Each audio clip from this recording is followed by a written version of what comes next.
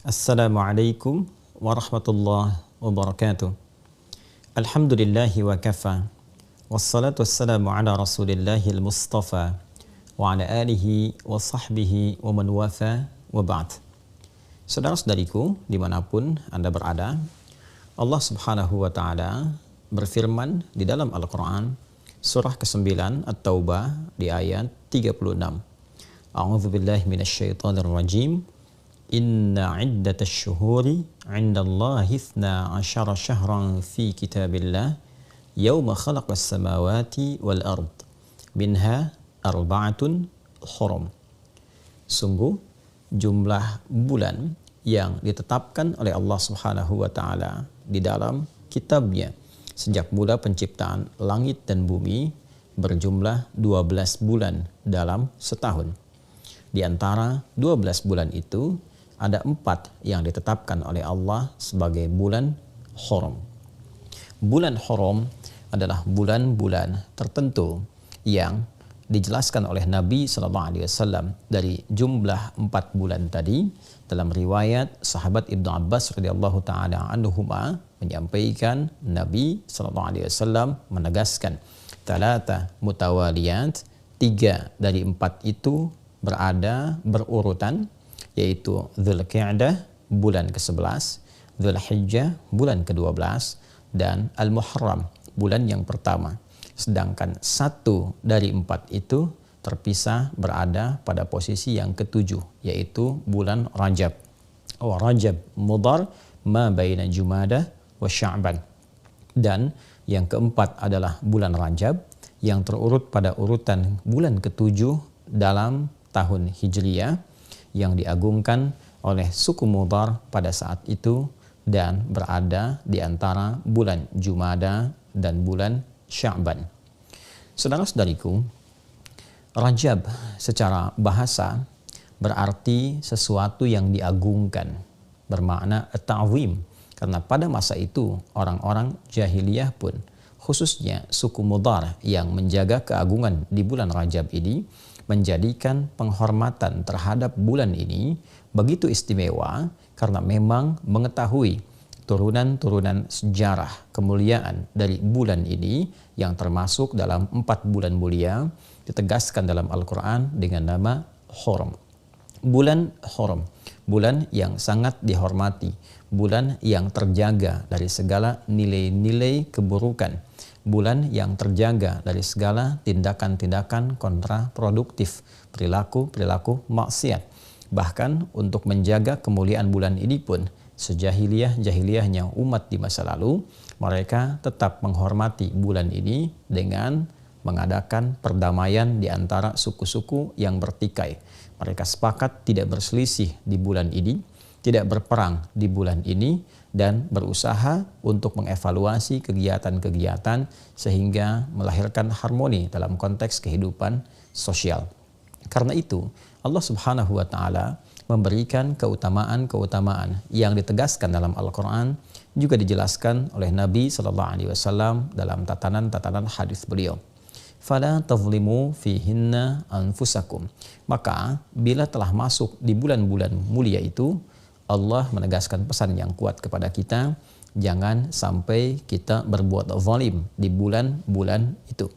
Pemaknaan ini diterangkan oleh sahabat mulia Ibnu Abbas radhiyallahu taala anhuma, seakan memberikan kesan kepada kita menurut beliau sang penafsir Al-Quran yang dikukuhkan oleh Nabi SAW bergelar Turjumanil Quran.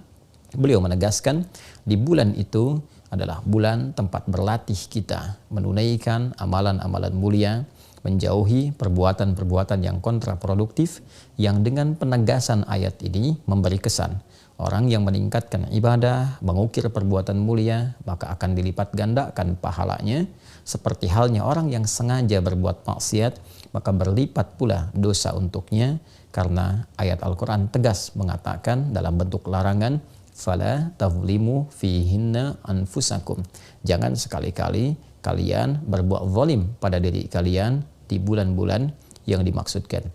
Untuk itu, Para ulama menghimpun petunjuk-petunjuk dari Rasulullah Sallallahu Alaihi Wasallam terkait dengan keutamaan bulan mulia ini, khususnya Rajab yang kini tengah kita berada di permulaannya.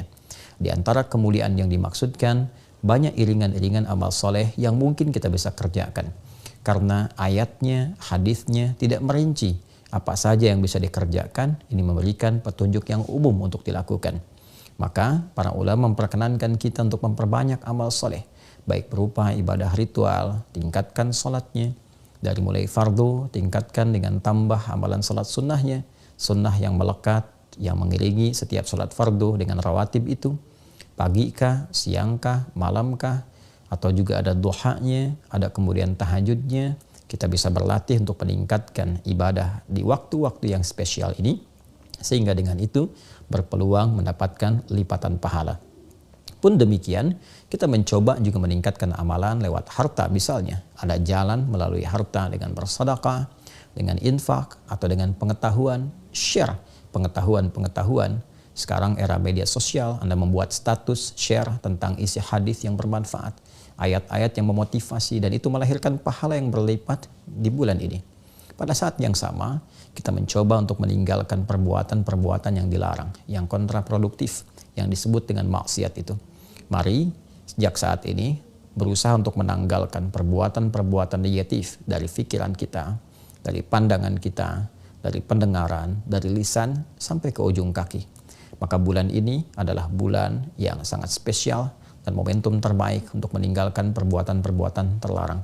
Hoax, hal-hal yang buruk, perselisihan, hendaknya disudahi, ditinggalkan, berubah menjadi lebih baik. Dan ini hikmahnya adalah latihan awal sebelum kita memasuki puncak peribadatannya, yaitu di bulan Ramadan nanti. Rajab adalah pembukanya, Sya'ban adalah penguatnya, dan Ramadan adalah hakikat perjuangan kita yang telah disiapkan sejak munculnya bulan Rajab dan berlatih kita di dalamnya. Di bulan haram ini boleh juga kita menggabungkan satu amalan yang sekiranya menghimpun seluruh kemuliaan tadi bisa dilakukan. Di antara caranya adalah seperti yang diisyaratkan Nabi SAW, yaitu dengan meningkatkan puasa di bulan Hurum. Dzulqa'dah, Dzulhijjah, Al-Muharram. Kita belum sampai ke bulan itu. Namun kita sekarang berada di bulan Rajab. Maka boleh kita memperbanyak, meningkatkan puasa di bulan ini, karena puasa memiliki hikmah meningkatkan ketakwaan, meningkatkan ibadah, sekaligus saat sedang menunaikan puasa itu juga dapat berlatih mencegah segala hal yang dilarang oleh Allah dan Rasulnya. Boleh silahkan meningkatkan puasa di waktu-waktu bulan mulia ini. Kemudian juga malamnya tingkatkan tahajud, tingkatkan permohonan pada Allah Subhanahu wa taala.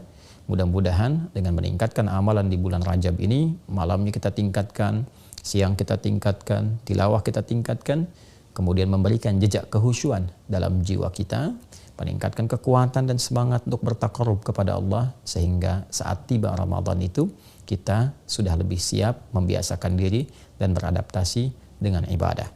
Memang ditemukan beberapa hadis-hadis yang kualitasnya sangat lemah, bahkan ada yang palsu terkait dengan keutamaan Rajab. Tapi bukan berarti amalan-amalan yang bisa kita kerjakan itu terlarang sepanjang ada hadis-hadis yang sahih, sepanjang ada ayat-ayat yang memang mendorong kita untuk beramal. Karena itu bukan berarti karena ada hadis-hadis yang bermasalah malamnya kita tidak sholat. Silahkan bangkit, tunaikan tahajud, malam ini istimewa, Rajab dilipat gandakan pahala. Silahkan siangnya puasa karena ada hadis-hadis terkait dengan keutamaan puasa di bulan Hurum. Anda silahkan tingkatkan Seninnya, Selasanya, atau Senin Kamisnya, atau puasa Daudnya, atau bahkan Senin puasa, Selasa puasa, Rabu puasa, Kamis puasa, Jumat istirahat, boleh, tidak ada masalah. Niatkan puasa di bulan Hurum, spesifiknya untuk di bulan Rajab, dan mudah-mudahan Allah Subhanahu wa taala memberikan segala janji yang telah ditegaskan dan menjauhkan kita dari segala perbuatan maksiat. Saudara-saudariku, di bulan ini pula ada keutamaan-keutamaan yang tercatat di dalam sejarah dan menginspirasi kita semua untuk belajar. Di antara sekian banyak momentum yang terjadi, yang paling populer dalam satu riwayat, sekalipun ada perbedaan riwayat, riwayat yang paling populer di bulan ini terjadi peristiwa Isra dan Mi'raj. Di bulan ini pula terdapat kemenangan Nabi SAW dalam perang Tabuk. Di bulan ini pula dibebaskan Masjidil Aqsa di bawah pimpinan Salahuddin Al-Ayyubi. Dan banyak momentum-momentum lain yang memberikan kesan kepada kita bahwa Rajab adalah bulan untuk berlatih, bulan untuk mendapatkan kemenangan yang hakiki, dan yang lebih penting lagi sebagai bulan pengantar pada kehusyuan dan kesiapan menerima anugerah terbesar dari Allah Subhanahu wa taala yang akan dibuka kelak pada gerbang pintu Ramadan. Semoga Allah Subhanahu wa taala memberkahi kita di bulan Rajab ini, memberikan kekuatan untuk beramal, memberikan pengantar kepada bulan Sya'ban, dan memberikan kebahagiaan dengan menyampaikan kita kepada bulan Ramadan yang akan datang menjelang dalam hitungan waktu yang bisa kita titi dari saat ini sesuai dengan ajal yang telah Allah tetapkan. Semoga kita dikuatkan, semoga diridhai, diberkahi, dirahmati, dan dimuliakan oleh Allah Subhanahu wa taala. Allahumma taqabbal minna innaka antas sami'ul alim wa tub 'alaina innaka antat tawwabur rahim. Barik lana fi hadha asy-syahr ya arhamar rahimin wa ballighna fi ramadan ya rabbal alamin kama tuhibbu wa tarda. Wa sallallahu ala sayyidina Muhammad wa ala alihi wa sahbihi ajma'in. Wa akhiru da'wana subhanakallahumma wa bihamdika asyhadu an la ilaha illa anta nastaghfiruka wa natubu ilaik. Walhamdulillahi rabbil alamin. Wassalamualaikum warahmatullahi wabarakatuh.